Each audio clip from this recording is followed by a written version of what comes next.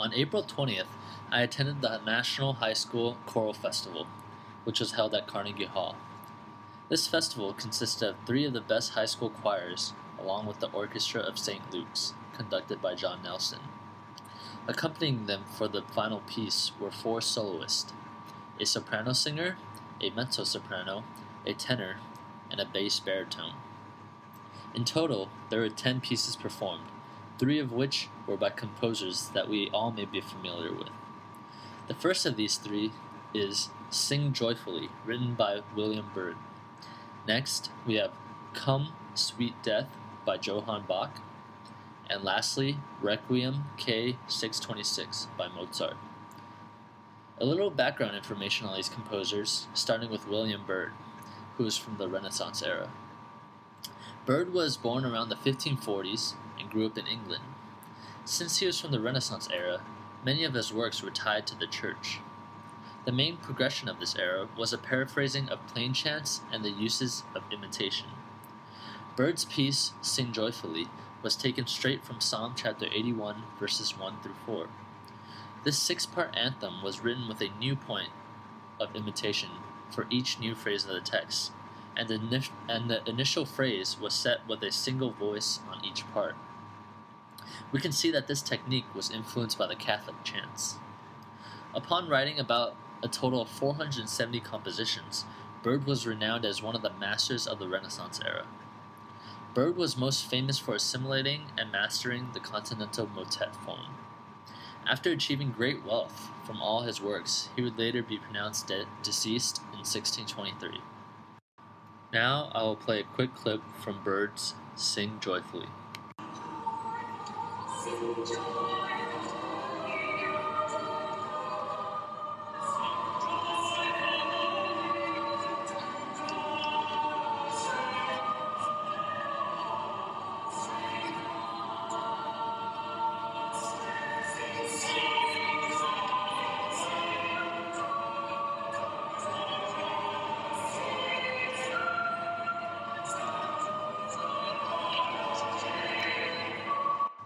The next composer I'll be talking about is Johann Sebastian Bach from the Baroque era. Bach was born in 1685 and grew up in a family filled with musicians in Eisenach, Germany, and spent most of his musical career in Germany. Bach started out as a church organist, working his way up to the court position. Since this was the age of absolutism, Bach had to write many sonatas and concertos for the palace. However, since he was appointed as the cantor of St. Thomas's Church, Bach still wrote many cantatas. Come, Sweet Death is a choral arrangement of one of Bach's arias. When I heard this arrangement in particular, it was very unpleasant because there were many dissonances. Bach was never really appreciated by the people around him. In fact, modern musicians regarded him as old-fashioned. The only people who really admired Bach were Mozart and Beethoven. Bach passed away in 1750.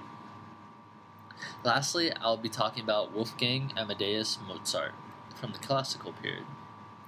Mozart, like Bach, was born in Germany, also into a musical family, except that Mozart was a child prodigy.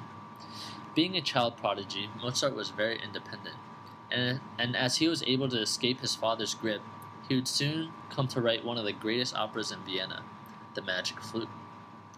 Close to the time of his death, Mozart was working on a Requiem Mass, which ironically is a Mass for the dead. It's ironic because as he was working on this Requiem, Mozart fell ill, and it seemed as if he was writing for his own demise. However, he died in 1791, and the one who finished the Requiem was Franz Süssmayr, and he wrote all 3 of the last remaining movements.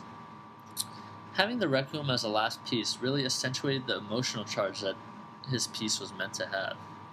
With all the emotion this piece induces, it could have perhaps been an introduction to the period of Romanticism. All in all, I really enjoyed this concert, and it's something that I would definitely do again.